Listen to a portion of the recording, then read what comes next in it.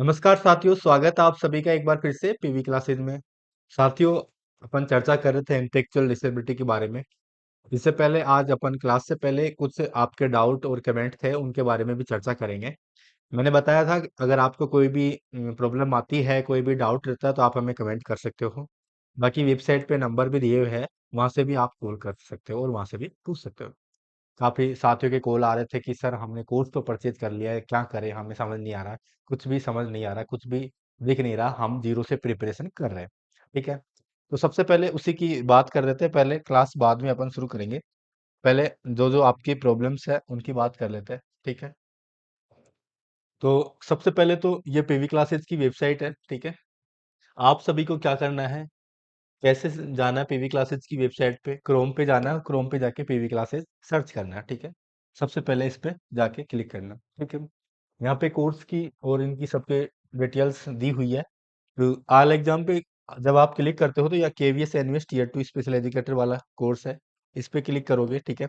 इस पे क्लिक करोगे तो ये यहाँ पे आप इनको देख सकते हो कि इनके अंदर क्या क्या मटेरियल है, कौन कौन सी क्लासें आने वाली है, कौन कौन सी क्लासें चल रही है और कौन कौन से नोट्स है। नोट्स आज अपडेट हो गए। का अपना जो कोर्स जो लॉन्च हुआ था वो संडे को हुआ था और नोट्स आज अपडेट होंगे। संडे को हमारी टीम घर पे रहती है, तो वो अपडेट नहीं कर पाई थी। नोट्स आज अपडेट कर दिया है टीम ने। तो वो नोट्स कहाँ पे अपडेट किया है? नोट्स यहीं पे अपडेट किया है। देखो, सबसे पहले तो यहाँ पे कुछ अभी तो जो अपडेट हुआ है वो अभी यहाँ पे दिखाई नहीं दे रहा है। लेकिन अभी शाम तक आपको, जब ये वीडियो आ रहा होगा तब तक आपको दिखाई दे देंगे, नोट्स भी दिखाई दे देंगे, क्लास भी दिखाई दे देगी। ठीक है? तो बिल्कुल भी आपको टेंशन नहीं करना है। दिखाई कैसे देगी? जैसे ये है, यहाँ पे जैसे कि इंटेलेक्चुअल डिसेबिलिटी की मेरी क्लासेस चल रही है, तो अगर आपने कोर्स परचेज कर रखा है तो सभी क्लासों पे प्ले प्ले प्ले लिखा हुआ आएगा। अगर आपने कोर्स परचेज नहीं कर रखा तो सभी क्लास लोक आएगी, दो क्लास प्ले आएगी, वो फ्री है, वो देख सकते हो आप। ठीक है? इसके अलावा परचेज नहीं कर रखा तो उन पे लोकड आएगी। ठीक है? इसके अलावा मैं बता रहा था कि जैसे कि अपन ये जो पहली क्लास है इस पे क्लिक करते हैं तो इसका जो वीडियो है वो आ जाएगा। ठीक है? इसके बाद इसके जो पीडीएफ है वो यहाँ पे है, यहीं पे अटैच है। इसके देखो साथ में नोट लिखा हुआ आएगा। देखो, ये जो क्लास है, ये वाली क्लास, तो इसकी पीडीएफ यहीं पे साथ में ये जो नोट लिखा हुआ है इस पे क्लिक कर देना है। ठीक है? इस पे क्लिक करोगे तो इसकी जो पीडीएफ है वो आपको पास आ जाएगी कि सर ने इस क्लास में क्या पढ़ाया। ठीक है? तो वो सारा आप चेक कर सकते हो। फिर इसके बाद अभी क्लास से यहाँ पे आपको कम दिखाई दे रही है, लेकिन जब भी क्लास आ रही होगी तो आप देखना, आप वेबसाइट पे जाके अगर आपने पहले से लॉगिन कर रखा तो आप पहले लॉग आउट करना फिर लॉगिन करना। ठीक है? तो यहाँ पे क्लास है और इसके साथ में एक और जोड़ दिया। यहाँ पे देखो, कोर्स कंटेंट है इंटेलेक्चुअल डिसेबिलिटी, पंकज सर, और इसके अलावा उमा मैम की है साइकोलॉजी और एचआईवीआई की क्लास है ना। इसके साथ में ही इसके नीचे हमने नोट्स वाला यहीं पे साथ में ही जोड़ दिया है, क्योंकि पहले नोट्स इधर इधर थे तो काफी दोस्तों को देखने में भी समस्या आ रही थी। तो हमने क्या किया कि इसके जस्ट नीचे ही नोट्स वाला भी सेक्शन जोड़ दिया, तो उसमें आपको नोट्स मिल जाएंगे। ठीक है? और कुछ नोट्स आज अपडेट होंगे, कुछ कल होंगे। अभी क्या है, जैसे होली का फेस्टिवल चल रहा है, आप सभी को पता है। तो 2 दिन की छुट्टियां है तो क्लासें भी कम आएगी और नोट्स भी कम अपडेट होंगे। लेकिन जैसे ही होली के बाद 4 या 5 को अपनी क्लासें भी खूब आएगी, लंबी क्लासें भी आएगी। ठीक है? बड़ी बड़ी क्लासें भी आएगी और नोट्स भी सारे आपको अपडेट हो जाएंगे। 2-3 दिन में सारे नोट्स आपको यहाँ पे वेबसाइट पे मिल जाएंगे, तो आपको बिल्कुल भी टेंशन लेने की जरूरत नहीं है। पहली बात तो यहाँ पे टीजीटी और पीआरटी, कुछ स्टूडेंट का डाउट था कि सर टीजीटी और पीआरटी, सॉरी, हाँ, टीजीटी और पीआरटी में हमारा जो सिलेबस है उसमें टॉपिक वो है, उसमें टॉपिक वो है। तो मैं पहले आप सभी के जो डाउट है वो क्लियर कर दूं। देखो, टीजीटी का तो सिलेबस कंप्लीट करवाने वाले हैं। टीजीटी में जितना भी सिलेबस है ना, KVS NVS special educator TGT का जितना भी सिलेबस है वो पूरा कंप्लीट होगा, उसके पूरे के नोट्स मिलेंगे आपको। ठीक है? पीआरटी में जो टॉपिक कॉमन है वही टॉपिक करवाए जाएंगे, उन्हीं टॉपिकों की क्लास होगी। सभी टॉपिकों की क्लास नहीं होगी, बाकी जिनकी क्लास नहीं होगी उनके आपको नोट्स मिल जाएंगे। देखो, इंटेलेक्चुअल डिसेबिलिटी है, इसकी तो क्लास होगी, इसकी क्लास मैं लेने वाला हूँ, इसका तो पूरा अपन पढ़ लेंगे। ठीक है? जो एचआई और वीआई से रिलेटेड है उनको नोट्स मिलेंगे। ठीक है? उनकी क्लास नहीं होगी, उनकी जो कॉमन टॉपिक है उन्हीं की क्लास होगी। पीआरटी में कुछ एक दो टॉपिक एक्स्ट्रा है तो उनकी क्लास होना मुश्किल है, उनके नोट्स डाल देंगे। ठीक है? तो ये मैं पहले ही बता दे रहा हूँ कि आईडी के अलावा किसी की भी क्लास नहीं होगी, एच आई वी आई की उनके नोट्स रहेंगे, तो आप नोट्स निकलवा लें, प्रिंट निकलवा लें और उनसे सेल्फ स्टडी करें। बाकी टेस्ट तो अपन सभी के लिए रखेंगे, सभी टेस्ट दे सकते हो, HI VI ID वाले रखेंगे, सबके लिए टेस्ट रखेंगे। और अपन समय समय पर जब होली के बाद अपन चर्चा करेंगे कि डिस्क्रिप्टिव क्वेश्चन में आंसर किस तरह से लिखना है, ठीक है, ऑब्जेक्टिव क्वेश्चन किस तरह से करना है, किस तरह के क्वेश्चन पूछे जाएंगे। पता चला अपन पढ़ते पढ़ते जा रहे हैं लेकिन क्वेश्चन तो किए ही नहीं कि किस तरह के क्वेश्चन आएंगे और किस तरह हमें आंसर देना है, वो भी अपन चर्चा करते जाएंगे, ठीक है। लेकिन वो सब चर्चा अपन होली के बाद में करेंगे, ठीक है। तो आपको बिल्कुल भी टेंशन नहीं लेना, आपने परचेज कर लिया तो भी टेंशन नहीं है, ठीक है। और नहीं परचेज किया है तो वो कैसे करेंगे, देखो। सबसे पहले आपको यहाँ पे जाना है, पीवी क्लासेस रजिस्टर का ऑप्शन आता है। रजिस्टर में यहाँ पे आपको नाम डालना है, ठीक है। इसके बाद यहाँ पे कॉन्टेक्ट नंबर डालना है, यहाँ पे पासवर्ड डालना है और यहाँ पे कन्फर्म पासवर्ड करके क्रिएट अकाउंट कर लेना है, ठीक है। इसके बाद लॉगिन करना है, रजिस्टर करने के बाद आपको क्या करना है, लॉगिन करना है। लॉगिन करने के बाद आपको क्या लगाना है, पासवर्ड लगाना है। जो भी आपने पासवर्ड क्रिएट किया है तो वो आपको लगाना है, ठीक है। इसके बाद लॉगिन करना है। तो लॉगिन कर लोगे आप, देखो जैसे ही लॉगिन करोगे, जैसे ही लॉगिन करोगे आप, तो ये लॉगिन हो जाएगा, ठीक है। अब जैसे यहाँ पे डिटेल्स पासवर्ड गलत लगाया तो ये गलत पासवर्ड बता देगा, ठीक है। आपको सही पासवर्ड ही लगाने हैं, ठीक है। अब देखो लॉगिन सक्सेसफुल हो गया। लॉगिन सक्सेसफुल होने के बाद माई प्रोफाइल पे जाना है आपको। माई प्रोफाइल पे माई कोर्स में जाना है। माई कोर्स पे जाओगे तब यहाँ पे आपकी जो जितनी भी सारी फाइलें हैं, सारे नोट्स हैं, जिन पे लोग लगा हुआ है, वो सारे ऊपर हो जाएंगे, ठीक है। तो सब पे प्ले प्ले लिखा हुआ आ जाएगा। तो आप उस उनको देख सकते हो और डाउनलोड भी कर सकते हो सारी नोट्स वगैरह PDF को, ठीक है। तो वो यहाँ पे अपडेट हो जाएगा। देखो ये जो क्लास है इन पे प्ले प्ले लिखा हुआ आ जाएगा और इन्हीं के नीचे इन्हीं की PDF भी दी हुई है और नोट्स वाला सेक्शन भी आपको मिल जाएगा। तो बिल्कुल भी टेंशन नहीं लेना है, ठीक है। साथ में अगर आपको बुक भी लेनी है तो इन इनसे रिलेटेड जो भी बुक है उनकी भी लिस्ट बता देंगे कि कौन कौन सी बुक से आपको सेल्फ स्टडी करनी है, ठीक है। जो टॉपिक सभी जिन टॉपिकों में डाउट रहता है स्टूडेंटों का कि वो समझ में नहीं आता है, तो उन टॉपिकों की क्लास होगी, ज्यादातर यूट्यूब पे ही क्लासें होगी अपनी, ठीक है। तो क्लासें तो अपने यूट्यूब पे ही होगी, जो मटेरियल है स्टडी मटेरियल वो वेबसाइट पे रहेगा। तो उसके लिए आपको यहाँ से लॉगिन करके रजिस्टर करके अभी जैसे मैं कर रहा था वैसे लॉगिन और रजिस्टर कर लेना है, ठीक है। और नोट्स धीरे धीरे आपके अपडेट होते जाएंगे, ठीक है। ये डाउट आपके क्लियर हो गए होंगे। अपन TGT वाला तो पूरा सिलेबस कंप्लीट करेंगे और PRT में अपन कॉमन टॉपिक ही कंप्लीट करेंगे, जो TGT में भी मिलते हैं और PRT में भी है। इसके अलावा कुछ टॉपिक साइकोलॉजी के हैं तो वो मैम करवा देगी, ठीक है। अगर समय मिला, क्योंकि अपने पास समय कम है, समय अपने पास 25 दिन का ही है। तो आपको सेल्फ स्टडी तो करनी ही है, क्लासों के भरोसे नहीं रहना है। जो भी टॉपिक में आपके डाउट रहते हैं, जो भी समस्याएं रहती है, वो आप हमें कमेंट कर सकते हो, उसकी क्लास आ जाएगी, ठीक है। और कोई भी समस्या हो तो आप वेबसाइट पे नंबर भी दिए हुए हैं, देखो अभी यहाँ पे देखो ये जो नंबर आ रहे हैं ये तो नहीं है, लेकिन यहाँ पे साथ में एक और नंबर आ जाएंगे, ठीक है। तो वहां पे आप अपने डाउट भेज सकते हो, व्हाट्सएप पे भेज सकते हो, ठीक है। और वहां पे कॉल करके पूछ सकते हो कि किस तरह से मुझे लॉगिन करना है, किस तरह से देखना है कोर्स को, सारी जानकारी वो आपको बता देंगे अगर समझ में नहीं आ रही है तो, ठीक है। तो ये चर्चा हो गई वेबसाइट की। और भी अगर आपका कोई भी डाउट हो तो आप हमें कमेंट कर सकते हो, उसका रिप्लाई आ जाएगा। अगर उसका रिप्लाई नहीं आता है तो भी आप यहाँ पे जो नंबर दिए हुए होंगे, अभी जिस समय आप क्लास देख रहे होंगे यहाँ पे एक और नंबर आपको दिखाई देगा, तो उन पर आप कॉल करके पूछ सकते हो, ठीक है। तो आप सभी के डाउट क्लियर हो गए होंगे, आई होप। बाकी टेलीग्राम चैनल की बात करते हैं। टेलीग्राम चैनल ये स्पेशल एजुकेटर टीचर के नाम से है, ठीक है। तो यहाँ पे क्लासों की PDF वगैरह और क्लासों के बारे में यहाँ पे डाला जाता है। तो ये भी टेलीग्राम चैनल भी ज्वाइन कर ले, और यहाँ पे भी आपको अगर वहाँ पे समस्या आती है वेबसाइट पे तो यहाँ पे भी आपको मैटर मैटर मिल जाएगा। तो टेलीग्राम चैनल भी आप ज्वाइन करके रखें, ठीक है। अपन इंटेलेक्चुअल डिसेबिलिटी की चर्चा कर रहे थे, क्लास में आगे बढ़ते हैं, ठीक है। इंटेलेक्चुअल डिसेबिलिटी के बारे में बेसिक बेसिक बातें कर ली थी। मैंने बताया था कि अब जब अपनी क्लास अगली क्लास रहेगी उसमें उसके टाइप्स के बारे में चर्चा करेंगे, वर्गीकरण के बारे में चर्चा करेंगे कि जो इंटेलेक्चुअल डिसेबिलिटी है कितने प्रकार के किस प्रकार बांटा गया है। तो मैंने बताया था कि IQ के आधार पर इंटेलेक्चुअल डिसेबिलिटी को बांटा गया है। तो वही आज अपन चर्चा करने वाले हैं। अपन 2 क्लास अपनी कंप्लीट हो गई है। अगर आपने वो क्लास अभी नहीं देखी है तो पहले वो क्लासें देखें। उनमें अपन ने इंटेलेक्चुअल डिसेबिलिटी क्या होती है उसकी परिभाषाएं और उसके बारे में समय समय पर परिभाषाएं चेंज होती रही, उन सब के बारे में अपन ने चर्चा की विस्तार से, ठीक है। तो लास्ट में अपन चर्चा कर रहे थे, ऑटिज्म तक पहुंच गए थे अपन, ठीक है। तो आज अपन उस नेक्स्ट क्लास की शुरुआत उसी टॉपिक से करेंगे, ठीक है। ओटिज्म से करेंगे। ठीक है।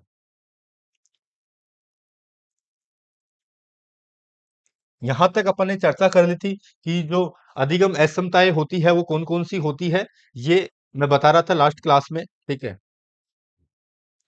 अधिगम अक्षमताएं कौन कौन सी होती है, डिसलेक्सिया होती है, डिसकैलकुलिया होती है, ठीक है, डिसग्राफिया होती है। इनके बारे में भी अपन चर्चा करेंगे, इन एक एक के बारे में मैम भी बताएगी, इनके बारे में विस्तार से पढ़ेंगे।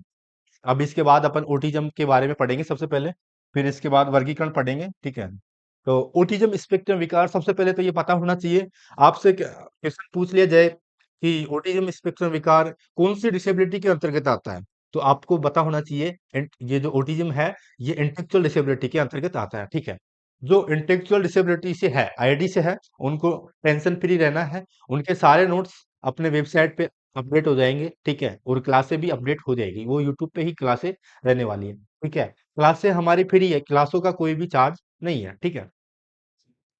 तो सबसे पहले ऑटिज्म स्पेक्ट्रम विकार की बात करते हैं, एएसडी की बात करते हैं, ये क्या है। तो आपने सुना भी होगा, आप अगर किसी भी टीजीटी की तैयारी करते हैं, कोई भी स्टेट लेवल हो या फिर सेंट्रल लेवल एग्जाम हो, टीचर की तैयारी करते हो, तो ऑटिज्म साइकोलॉजी में वर्ड आया होगा, तो आप सभी जानते भी होंगे, उसकी परिभाषा तो जानते ही होंगे। या फिर आपने स्पेशल बीएड की है, ठीक है, आईडी से की है, चाहे एचआई से की है, तो वहां पे आपने पढ़ा होगा, ऑटिज्म स्पेक्ट्रम के बारे में पढ़ा होगा, बेसिक बेसिक बातें तो पढ़ी होगी। तो आपको पता ही होगा ऑटिज्म स्पेक्ट्रम क्या होता है। ठीक है। इसको हिंदी में बोले तो हिंदी में इसको बोलते हैं स्वयंलीनता। क्या बोलते हैं ऑटिज्म स्पेक्ट्रम को? स्वयंलीनता। स्वयंलीनता, इसके जो लक्षण है उनके आधार पर ही इसको स्वयंलीनता बोलते हैं। ठीक है। देखो, यह एक मस्तिष्क के विकास से संबंधित स्थिति है जो बचपन में लगभग 3 वर्ष की आयु में शुरू होती है। यह संचार, सामाजिक संबंध और व्यवहार के पैटर्न को प्रभावित करती है। इसमें दोहराव या आनुवंशिक क्रियाएं शामिल हो सकती है। आप सभी ने पढ़ी होगी, साइकोलॉजी में भी पढ़ी होगी और बीएड में भी पढ़ी होगी। ठीक है। ऑटिज्म क्या होता है? ऑटिज्म को हिंदी में बोलते हैं स्वयंलीनता। स्वयंलीनता क्यों बोलते हैं? स्वयंलीनता इसलिए बोलते हैं क्योंकि जो ऑटिज्म है, इसके जो लक्षण है, उनमें जो बालक होता है वो स्वयं में लीन होता है, उसको किसी से कोई मतलब नहीं होता, इसलिए स्वयंलीनता इसको बोलते हैं। तो सबसे पहले तो ओटिज्म की बात करें, ये ओटिज्म वर्ड कहाँ से आया? ठीक है। ओटिज्म वर्ड आया था ओटो वर्ड से। किससे? Auto word. ये ग्रीक भाषा का शब्द है ओटो। ठीक है। किसका? ग्रीक भाषा का शब्द है ओटो। ओटो वर्ड से क्या आया? ओटिज्म। ठीक है। इसके बाद ओटिज्म में क्या होता है, ये ओटिज्म का पता कब? 3 वर्ष की आयु तक पता लग जाता है। कैसे पता लग जाता है? जो बालक होता है वो एक ही एक क्रिया बार बार दोहराता है। जैसे कि कोई भी कार्य कर रहा है, वो एक खिलौने के साथ खेल रहा है, तो बार बार उसी के साथ खेलता रहता है, उसके अलावा वो कोई खिलौना चेंज नहीं करता, अपनी दुनिया में वो मस्त रहता है। ठीक है। इसके अलावा ऑटिज्म वाले जो बालक होते हैं, उन्हें दोस्तों के साथ बातें करने में परेशानी होती है, संचार में परेशानी होती है, समाज के साथ व्यवहार बनाने में परेशानी होती है, और वो क्या करते हैं, एक ही एक बात को रिपीट करते जाते हैं। मतलब अगर उस ऑटिज्म ग्रसित वाले बालक ने अगर किसी एक बात के लेकर जिद पकड़ ली, तो वह बार बार वही जिद करेगा, जब तक उसकी जिद पूरी नहीं होती, बार बार उसी वस्तु के लिए वो हमेशा जिद करते रहेगा। तो ऐसे बालक कौन से होते हैं? ऑटिज्म स्पेक्ट्रम से ग्रसित होते हैं। ठीक है। दोहराव मतलब कोई भी कार्य करता, एक ही एक कार्य बार बार करते जाते हैं, बार बार करते जाते हैं। ठीक है। तो वो दोहराव हो गया। संचार के बारे में भी कर ली, और ये स्थिति कब? 3 वर्ष की आयु में के लगभग शुरू होती है। ठीक है।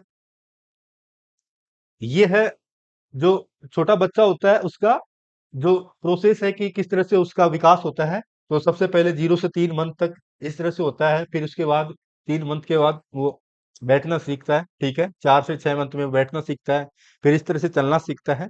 तो इससे तो रिलेटेड कोई बात नहीं है, ये तो अपन तो ओटिज्म की बात कर रहे हैं। ओटिज्म वाले बालक क्या होते हैं? ओटिज्म वाले बालक स्वयं में लीन होते हैं। ये बालक का विकास का जो प्रोसेस है कि 0 से 3 माह का बालक का विकास किस तरह से होगा, 4 से 6 का किस तरह से होगा। ठीक है। और 7 से 9, ठीक है, 7 से 10, 9 से 12 मंथ का होगा, तब वो चलने लग जाएगा। अब ये देखो, यहाँ पे क्या है, बालक किसी 7 से 10 मंथ में किसी सहारे के द्वारा क्या कर सकता है? खड़ा रह सकता है या फिर चल सकता है। ठीक है। फिर 9 से 12 महीने तक का जब बालक होगा, वो ध्वनि निकालने लग जाएगा, जैसे कि बा, ऐसी ध्वनियां निकालने लग जाएगा। 12 से 18 महीने का जो बच्चा होगा, वो एक शब्द बोलने लगेगा, जैसे मामा, दादा, पापा, ठीक है। इसके बाद इसके बाद 2 से 3 साल का जो बच्चा होगा, वो अपनी जो भी आवश्यकताएं होगी वो मांग सकता है आसानी से, जैसे कि मुझे मिल्क चाहिए, मुझे वाटर चाहिए, मुझे वो चाहिए, ठीक है। तो इस तरह से ये प्रोसेस है किसका, बालक का जो विकास होता है। अपन अभी ओटिज्म की चर्चा कर रहे हैं, ठीक है। तो उसकी क्या क्या विशेषताएं रहती है ओटिज्म वाले, बौद्धिक विकलांगता वाले बच्चों में बैठने, चलने या बोलने जैसे विकासात्मक पड़ाव तक पहुंचने में क्या होती है, देरी होती है, ठीक है। यानी कि जो इंटेलेक्चुअल डिसेबिलिटी वाले बच्चे होते हैं, वो सही से बैठ भी नहीं पाते हैं, बोल भी नहीं पाते हैं, चल भी नहीं पाते हैं, ठीक है। उनका भाषा विकास अक्सर कमजोर होता है और शब्दावली सीमित होती है। उनकी भाषा का जो पूर्ण विकास भी नहीं होता है, उनके पास बहुत कम शब्द होते हैं, वे बोल ही नहीं पाते हैं, ठीक है। उनमें संचार की कमी होती है, ध्यान अवधि कम होती है और संचार कौशल कमजोर होते हैं। वो एक जगह ध्यान नहीं कर पाते हैं। ऐसे बालक जो इंटेलेक्चुअल डिसेबिलिटी से ग्रसित बालक है, वो एक जगह ध्यान केंद्रित नहीं कर पाते हैं, और संचार की भी उनके अंदर कमी पाई जाती है कि वे समाज के साथ, अपने दोस्तों के साथ या फिर भाई बहनों के साथ वे बातचीत करने में भी असक्षम होते हैं, ठीक है। इसके बाद मोटर समन्वय और एकीकरण कमजोर होते हैं, जिससे गतिविधियां अनाड़ी या असमन्वित हो जाती है। मोटर समन्वय का मतलब है कि जो हाथ और आंख है, इनके बीच में जो समन्वय है, किस तरह से उनको बोलना है, किस तरह से वस्तु को पकड़ना है, उनके बीच में उनमें समन्वय कम होता है, ठीक है। जिससे गतिविधियां अनाड़ी या गलत या खराब हो जाती है, ठीक है। उन्हें सामाजिक कौशल विकसित करने में कठिनाई होती है, उन्हें बात करने या दोस्ती बनाने में भी कठिनाई होती है। जो ऑटिज्म स्पेक्ट्रम वाले बालक होते हैं, वो समाज के साथ भी बात नहीं कर पाते हैं। इंटेलेक्चुअल डिसेबिलिटी वाले बालक भी समाज के साथ बात नहीं कर पाते हैं। उन्हें कठिनाई होती है समाज के साथ बोलने में, अपने दोस्तों के साथ बोलने में, ठीक है। वे उससे बचने की कोशिश करते हैं, ठीक है। इसके बाद स्मृति, सोच, तर्क, कल्पना और समस्या समाधान आमतौर पर कमजोर होते हैं। उनकी सोचने समझने की, तर्क करने की, चिंतन करने की समस्याएं वे तो होती है, वो कम होती है। वो सोच भी नहीं पाते, समझ भी नहीं पाते, कैलकुलेशन नहीं कर पाते, तो ऐसी समस्याएं उनको होती है। ये इंटेलेक्चुअल डिसेबिलिटी की अपन जब परिभाषा पढ़ रहे थे, बौद्धिक कार्य प्रणाली में भी तो यही पढ़ रहे थे कि इंटेलेक्चुअल डिसेबिलिटी बालक को कब होती है, जब उसके अंदर सोचने समझने तर्क करने की ये जो क्षमताएं हैं, इनमें कमी पाई जाती है। और इसके अलावा अपन ने परिभाषा में देखा था कि जो अनुकूली व्यवहार है, दोस्तों के साथ, समाज के साथ जो उसका व्यवहार है, उसके अंदर भी कमी पाई जाती है, ठीक है। इसके बाद अवधारणा निर्माण कमजोर या विलंबित होता है, और शैक्षणिक या स्कूल प्रदर्शन औसत से कम होता है। ये अभी इंटेलेक्चुअल डिसेबिलिटी के बारे में ही अपन जानकारी प्राप्त कर रहे हैं। इसके बाद जैसे कि इंटेलेक्चुअल डिसेबिलिटी के अंदर अपन ने डिस्ग्राफिया, डिसकैलकुलिया, ऑटिज्म वगैरह ये पढ़ा है, इनके बारे में भी अपन विस्तार से पढ़ेंगे, ठीक है। तो अभी आईडी वाले जो बालक होते हैं, इंटेलेक्चुअल डिसेबिलिटी वाले बालक होते हैं, वो कॉन्सेप्ट उनका क्लियर नहीं कर पाते, कॉन्सेप्ट के बारे में सोचना समझना वो नहीं कर पाते हैं, ठीक है। और स्कूल का जो प्रदर्शन होता है, स्कूल में जो उनके अंक होते हैं, जो नंबर होते हैं, जो प्रदर्शन होना चाहिए, जो औसत से क्या होता है, कम होता है, ठीक है। इसके बाद कुछ बच्चों में शारीरिक अंतर हो सकते हैं, जैसे असामान्य रूप से छोटा या बड़ा या छोटी आंखें, हालांकि ये केवल कुछ ही मामलों में देखे जाते हैं। ये विशिष्ट सिंड्रोम से जुड़े होते हैं। कुछ बच्चे होते हैं, उनका क्या होता है, या तो कद छोटा होता है, हाइट छोटी होती है, कुछ अंगों छोटे होते हैं, छोटी आंखें होती है, बड़ा सिर होता है या छोटा सिर होता है। तो ये मतलब बहुत कम बच्चे होते हैं जिनमें जो शारीरिक अंतर के कारण वे क्या होते हैं, इंटेलेक्चुअल डिसेबिलिटी वाले बालक होते हैं, ठीक है। तो शारीरिक अंतर के कारण भी इंटेलेक्चुअल डिसेबिलिटी होती है। बौद्धिक अक्षमता वाले कई बच्चों में कोई भी स्पष्ट लक्षण दिखाई नहीं देते, खासकर जब इसका कारण पर्यावरणीय कारक जैसे कुपोषण या सीसा विषाक्तता हो, ठीक है। कई बार क्या होता है कि बौद्धिक जो अक्षमता वाले बालक होते हैं, उनमें लक्षण दिखाई ही नहीं देते। क्यों नहीं दिखाई देते? क्योंकि पर्यावरणीय कारक है, जैसे कि कुपोषण, उसको पोषण सही तरह से नहीं मिला, ऐसे बालक भी बौद्धिक विकलांगता वाले बालक हो जाते हैं। सही तरह से उसका खान पान नहीं था, तो ठीक है। तो ऐसे बालक भी बौद्धिक विकलांगता वाले बालक होते हैं। सामान्य व्यवहार संबंधी लक्षणों में देरी से बोलना, सामाजिक नियमों का पालन करने में कठिनाई, कमजोर समस्या समाधान कौशल और आत्म देखभाल क्षमताओं का धीमा विकास शामिल है। जो इंटेलेक्चुअल डिसेबिलिटी वाले बालक है, वो क्या, व्यवहार संबंधी लक्षण, जैसे बोलना, किसी से बातचीत करना, व्यवहार करना, किसी के साथ भी, दोस्तों के साथ या समाज के साथ या फिर परिवार के साथ, उसमें भी देरी होती है। वे समाज के नियमों का पालन नहीं कर पाते हैं, उसमें भी कठिनाई अनुभव होती है। और समस्या समाधान करने की, अगर उनके सामने कोई भी प्रॉब्लम आ गई, तो उसको भी हल नहीं कर पाते हैं इंटेलेक्चुअल डिसेबिलिटी वाले बालक, ठीक है। और आत्म देखभाल, खुद की देखभाल, जूते पहनना, कपड़े पहनना, स्कूल के लिए तैयार होना, ये आत्म देखभाल, ब्रश करना, ये आत्म देखभाल के अंतर्गत आते हैं। तो इस ये भी कमी होती है किसमें, इंटेलेक्चुअल डिसेबिलिटी वाले बालक। इनमें धीरे धीरे उनका विकास होता है। उनमें सामाजिक संकोच की कमी, सामाजिक सीमाओं के बारे में जागरूकता के बिना बोलना या कार्य करना भी दिखाई देता है। उनमें समाज समाज के सामने, समाज के लिए जो जागरूकता है कि समाज कैसे आगे बढ़ेगा, समाज के लिए जो एक बालक होता है ना, किशोरावस्था में बालक होता है, तो वो सामाजिक ज्यादा हो जाता है। लेकिन जो इंटेलेक्चुअल डिसेबिलिटी वाले बालक होते हैं, वो समाज की कमियों के बारे में भी नहीं जानते हैं, ठीक है। और उनके बिना बोलने का कार्य करना भी दिखाई दे सकता है। उनको उनकी समाज के बारे में पता ही नहीं है और उनके बिना वो बोलते हैं, ठीक है। तो ये भी क्या है, दिखाई देता है, ठीक है। सीखने में अधिक समय लगता है और अधिक पुनरावृत्ति की आवश्यकता होती है, लेकिन सभी बच्चे सही सहयोग से सीख सकते हैं और अपने समुदाय में भाग ले सकते हैं। जो इंटेलेक्चुअल डिसेबिलिटी वाले बालक होते हैं, वो धीरे धीरे सीखते हैं, सामान्य बालकों की तुलना में वो धीरे सीखते हैं। और उन्हें सिखाने के लिए बार बार किसकी आवश्यकता होती है, पुनरावृत्ति की आवश्यकता होती है, ठीक है। इसके बाद अब मैं बता रहा था कि अपन डिसेबिलिटी के टाइप्स के बारे में पढ़ेंगे। तो डिसेबिलिटी को किस तरह से बांटा गया है, कौन कौन से प्रकार है डिसेबिलिटी के। तो सबसे पहले देखो, ये है हल्की बौद्धिक अक्षमता, ठीक है। मिल्ड इंटेलेक्चुअल डिसेबिलिटी, आईक्यू है 50 से 69 तक, ठीक है। अपन ने चर्चा की थी कि जो 70, लगभग औसत 70 आईक्यू या इससे नीचे वाले जो आईक्यू है, जिन बच्चों का आईक्यू है, वो मानसिक क्षमता वाले बालक होते हैं, ठीक है। अब अपन सभी प्रकार, इससे नीचे वाले सभी प्रकार के बालकों के बारे में चर्चा करेंगे। तो सबसे पहले हल्की बौद्धिक क्षमता वाले बालक कौन से होते हैं, जिनका आईक्यू 50 से लेकर कितने के बीच में होता है, 70 के बीच में जिनका आईक्यू होता है, हल्की बौद्धिक क्षमता वाले बालक होते हैं।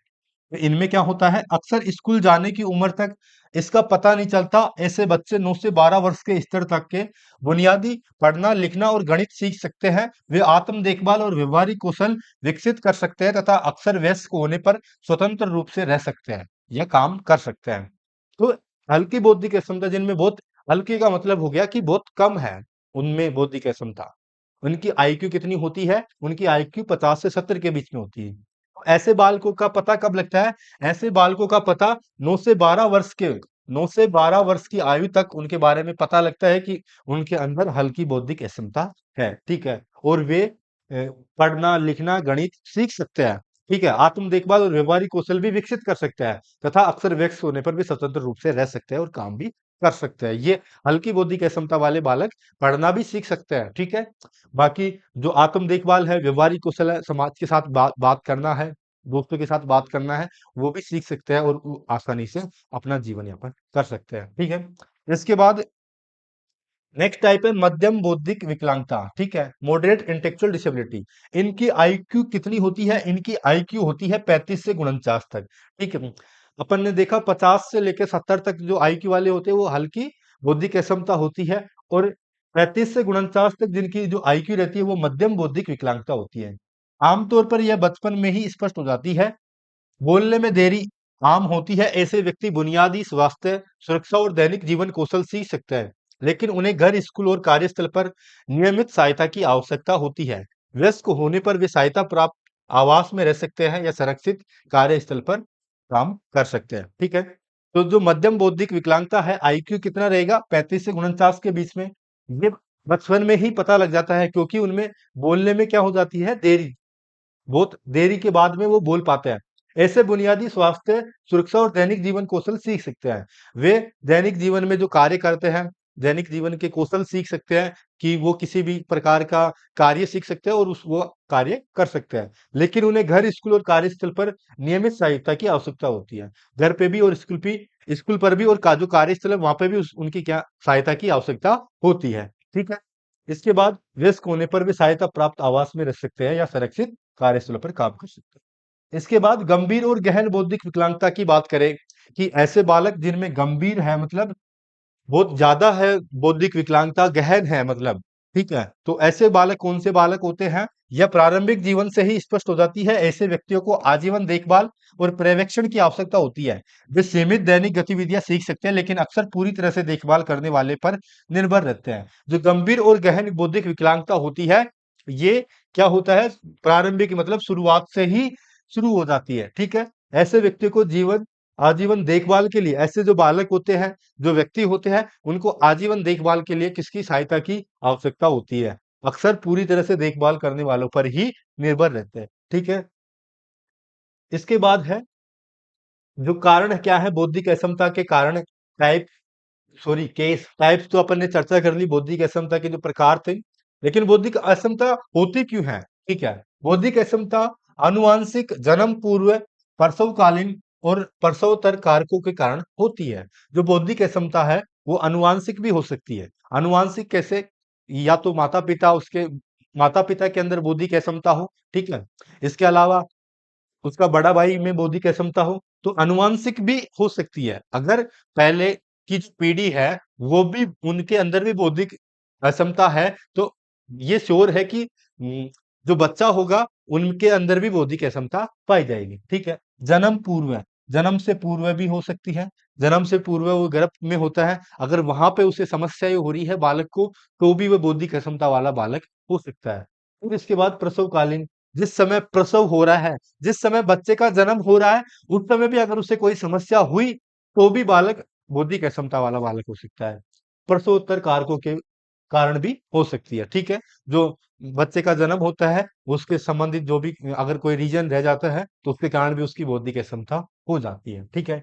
आनुवंशिक कारणों में डाउन सिंड्रोम और फ्रेजाइल एक्स सिंड्रोम जैसे गुणसूत्र संबंधी विकार शामिल है। यह जीन उत्परिवर्तन मस्तिष्क के विकास और बौद्धिक क्षमता को प्रभावित करते हैं। अनुवांशिक कारणों की बात करें तो अनुवांशिक कारणों में क्या होता है? अनुवांशिक कारणों में एक मेन तो है down syndrome. Down syndrome bio वाले भी पढ़ते हैं, अगर आपने बेसिक साइंस भी पढ़ी है तो भी पढ़ा होगा डाउन सिंड्रोम के बारे में। डाउन सिंड्रोम में क्या होता है, जो 21वां गुणसूत्र होता है उसकी क्या हो जाती है, कमी हो जाती है, ठीक है। इस वजह से क्या होता है, मानसिक हल्की अक्षमता वाला बालक पैदा होता है, ठीक है। मानसिक मंता वाला बालक पैदा होता है, ठीक है। इसके अलावा एक सिंड्रोम है, ऐसे गुणसूत्र संबंधी विकार शामिल हो जाते हैं। जैसे गुणसूत्र होते हैं, ठीक है, कितने होते हैं टोटल? 46 होते हैं। तो उनमें अगर कोई भी विकार हो गया, एक गुणसूत्र आया, अपन ये विकार भी पढ़ेंगे, साइकोलॉजी में भी पढ़ते हैं ये विकार। एक एक्स गुणसूत्र की कमी है, जैसे क्लाइनफेल्टर सिंड्रोम है, बहुत सारे सिंड्रोम है, इनकी वजह से भी प्रॉब्लम्स आती है एक बच्चे के अंदर, ठीक है। तो उनके बारे में भी अपन पढ़ेंगे, ठीक है। तो इन सिंड्रोम की कमी से या फिर गुणसूत्र की कमी से जो बालक के जो पूर्ण विकास नहीं हो पाता है, ठीक है, तो उसके कारण उनको क्या होती है, अक्षमता होती है, बौद्धिक अक्षमता होती है, ठीक है। उनकी बुद्धि का विकास पूर्ण नहीं हो पाता है। जैसे ये है अपने पास phenylketonuria, PKU, Prader Willi syndrome, Lesch Nyhan syndrome और न्यूरोफाइब्रोमेटिक्स जैसे जन्मजात चयापचय संबंधी विकार चयापचय या मस्तिष्क के विकास में बाधा डालते हैं, जिससे बौद्धिक अक्षमता हो सकती है। जैसे कि अपन ने अभी देखा था कि जो सिंड्रोम है, डाउन सिंड्रोम है, इसके अलावा फेनिलकीटोन्यूरिया है, प्रेडर विली सिंड्रोम है, लेस न्यूहन सिंड्रोम है, इनके कारण भी उसको बौद्धिक क्षमता में प्रॉब्लम हो जाती है। ये जो सिंड्रोम है, क्लाइनफेल्टर है, डाउन सिंड्रोम है, इनके बारे में भी अपन विस्तार से चर्चा करेंगे, ठीक है। तो ये क्या होते हैं, ये सिंड्रोम क्या क्या समस्याएं होती है, जो अक्षमताएं होती है, उन सबके ऊपर अपन चर्चा करेंगे, ठीक है। जन्म पूर्व कारणों में गर्भावस्था के दौरान होने वाली, ये क्या हुआ?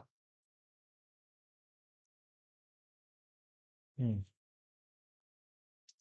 जन्म पूर्व कारणों में गर्भावस्था के दौरान होने वाली समस्याएं जैसे असामान्य भ्रूण कोशिका विभाजन, रूबेला जैसे मातृ संक्रमण, शिशु के मस्तिष्क को नुकसान पहुंचाने वाले शराब या नशीली दवाओं जैसे पदार्थों का शामिल है।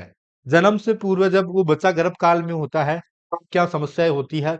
अगर उसकी जो माता है वो शराब का सेवन करती है, या फिर जो तंबाकू वगैरह है, नशीली दवाइयों का सेवन करती है, तो भी बच्चे का मानसिक विकास पूरा नहीं होगा और उसके अंदर जो बौद्धिक क्षमता है वो पाई जाएगी। या फिर असामान्य भ्रूण कोशिका विभाजन, जो कोशिकाओं का विभाजन होता है गर्भ के अंदर, वो अगर असामान्य सामान्य नहीं हुआ, तो भी बौद्धिक क्षमताएं उसके अंदर पाई जाएगी। इसके अलावा रूबेला जैसे मातृ संक्रमण जो वायरस होते हैं, ठीक है, रूबेला जैसे अगर वो हो जाते हैं, तो संक्रमण हो जाता है, तो भी उनमें बौद्धिक क्षमता उत्पन्न हो जाती है, ठीक है। इसके अलावा प्रसव अनियंत्रित मधुमेह, उच्च रक्तचाप, हाई ब्लड प्रेशर, संक्रमण जैसी मात्र स्वास्थ्य समस्याएं भी जोखिम को बढ़ाती है। अगर अनियंत्रित मधुमेह हो गया, ठीक है, या फिर उच्च रक्तचाप, हाई ब्लड प्रेशर हो गया, ठीक है, तो भी क्या हो गया, हाइपरटेंशन, ठीक है, डायबिटीज है, ठीक है, तो भी बच्चे मानसिक मंता वाले बच्चे पैदा हो सकते हैं, ठीक है।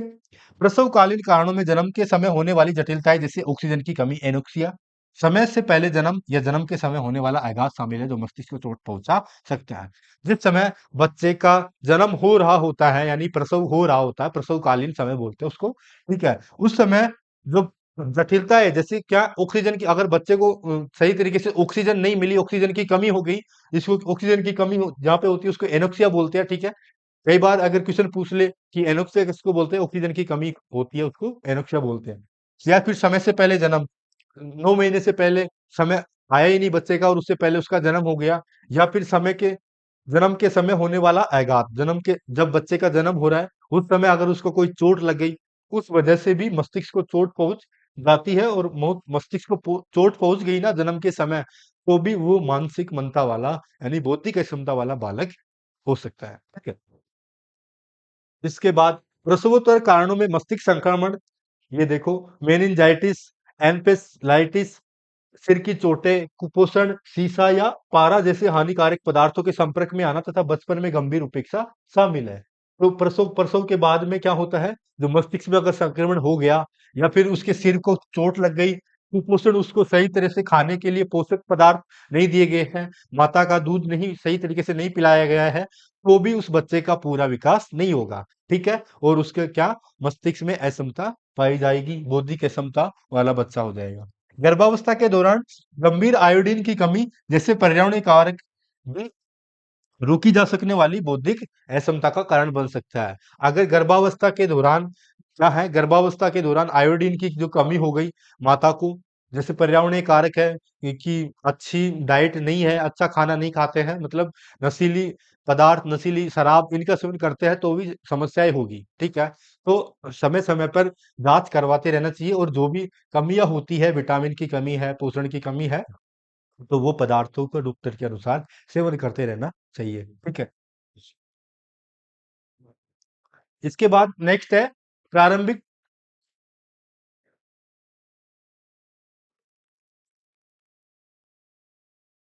प्रारंभिक उत्तेजना का अभाव और खराब पर्यावरणीय परिस्थितियां भी बच्चे के समग्र विकास को धीमा कर सकती है, ठीक है। अगर पर्यावरणीय परिस्थितियां खराब थी उस समय की, ठीक है, तो भी बच्चे का विकास क्या हो सकता है, धीमा हो सकता है, ठीक है। संक्षेप में, बौद्धिक अक्षमता जन्म से पहले, जन्म के दौरान या जन्म के बाद कई कारकों के कारण हो सकती है, जिनमें से कई को प्रारंभिक देखभाल और हस्तक्षेप के माध्यम से रोका या कम किया जा सकता है। अब अपन ने जितनी भी बातें चर्चा की कि बौद्धिक अक्षमता क्यों उत्पन्न होती है, अपन ने उसका रीजन देखा, ठीक है। तो अपन ने देखा कि कई बार क्या, जन्म से पहले जब बच्चा गर्भ में होता है तब उसका सही से विकास नहीं हो पाता है। क्यों नहीं हो पाता है? या तो माता शराब का सेवन या नशीली दवाओं का सेवन करती है, इस वजह से बच्चे के मस्तिष्क पर इफेक्ट होता है, ठीक है? और उस वजह से उसका पूरा मानसिक विकास नहीं हो पाता है। फिर जन्म के समय अगर बच्चे के सिर पे चोट लग गई या फिर ऑक्सीजन की कमी होगी, एनोक्सिया बोलते हैं, तो भी जो बच्चे का जो मानसिक विकास है वो धीमा हो जाता है, ठीक है? इसके बाद जन्म के बाद भी कई कारण होते हैं। अगर सिर में उसके चोट लग गई तो भी उसका धीमा विकास हो सकता है। लेकिन अगर समय रहते इन इन सब बातों का पता चल जाए और उनमें हस्तक्षेप करें और उनको सही सुधारा भी जा सकता है। हस्तक्षेप के माध्यम से रोका या फिर या तो रोका जा सकता है या फिर कम किया जा सकता है। पूरी तरह से रोका नहीं जा सकता तो कम तो किया जा सकता है। ठीक है? तो ये सारी चर्चाएँ अपन ने कर ली। ठीक है? इसके बाद हल्की बौद्धिक विकलांगता, ये बातें तो अपन ने पढ़ी ली। बौद्धिक विकलांगता को व्यक्ति की आईक्यू सीमा और अनुकूलन व्यवहार कौशल के आधार पर 4 स्तरों में बांटा गया है, ठीक है। तो ये अलग टाइप होंगे, ठीक है। अपन ने वो अलग टाइप पढ़े, जो ये वाले अपन ने 3 भाग पढ़े थे ना पिछली वाली क्लास में, ठीक है। तो इस वाली क्लास में अपन नेक्स्ट क्लास में 4 भाग पढ़ेंगे, ठीक है। अभी कितने घंटे की होगी अपनी क्लास देखो, 34 मिनट की क्लास हो गई है, ठीक है। तो ये भी अपन पढ़ लेते हैं, ठीक है। ये भी प्रकार ही है, ठीक है। 4 भागों में और बाँटा गया है, ठीक है।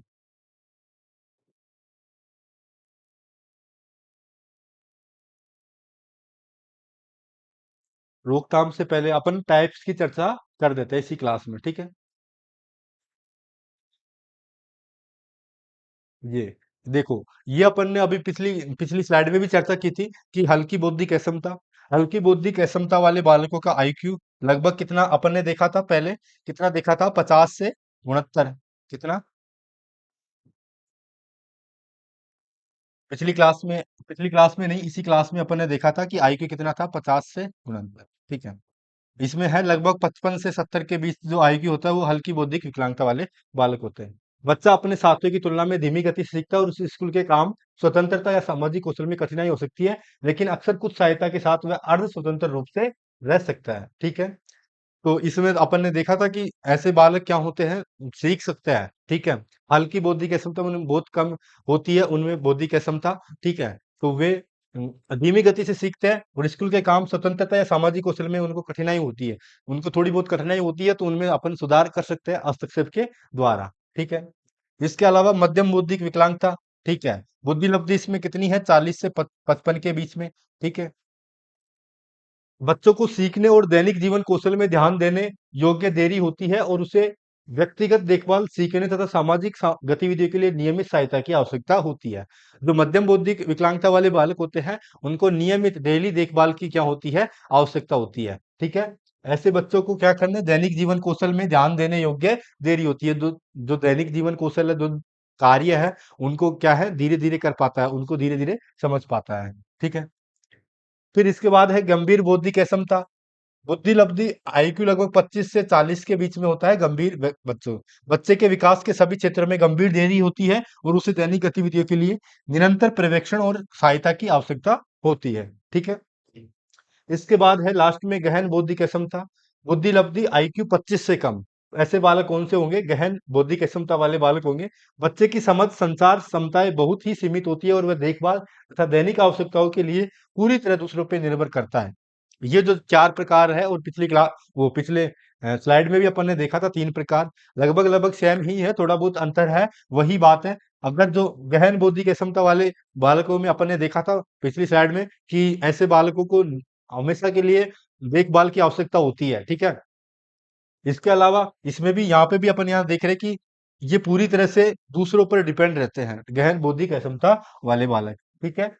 सभी स्तरों पर अनुकूल व्यवहार की कमी इस बात को प्रभावित करती है कि बच्चा सीखने, स्वतंत्रता और सामाजिक उत्तरदायित्व के लिए आयु उपयुक्त अपेक्षाओं को कितनी प्रभावी ढंग से पूरा करता है। फिर इसके बाद रोकथाम है। रोकथाम की चर्चा अपन अगली क्लास में करेंगे। ठीक है। अभी टाइम भी हो गया, अभी क्या है, छुट्टियां चल रही है, तो एक दो दिन की छुट्टियां रहेगी होली की। ठीक है। जब तक आपके नोट्स धीरे धीरे अपडेट होते रहेंगे। ठीक है। तो आप नोट्स वहां से पढ़ते रहे, सेल्फ स्टडी करते रहे, और कोई भी डाउट रहता है, कोई भी टॉपिक समझ में नहीं आता है, तो आप हमें कमेंट करके भेज सकते हो। ठीक है। वो हम आपको एक्सप्लेन कर देंगे। ठीक है। बिल्कुल भी टेंशन नहीं लेना है, सबसे पहले माइंडली फ्री रहना है, क्योंकि अपन जो, एक बात मैं बताना भूल गया, वो भी मैं बता देता हूँ। देखो, अपन जो आईडी डिसेबिलिटी पढ़ रहे हैं, देखो, सबसे पहले सिलेबस की चर्चा करें, टीजीटी वाले सिलेबस की चर्चा करें, तो टीजीटी वाला जो सिलेबस है ना, वो लगभग आपका लगभग 75% सिलेबस आपका पढ़ा हुआ है। आप अगर किसी भी टीचर की तैयारी करते हो, किसी भी राज्य की करते हो या फिर सेंट्रल लेवल की करते हो, आपने अगर सीटेट भी पास किया ना, तो भी आपने पढ़ा हुआ। साइकोलॉजी और शिक्षण विद्या तो आपने पढ़ी हुई है। सीटेट पास किया ना, तो ऐसे तो पास किया नहीं बिना पढ़े तो। ठीक है।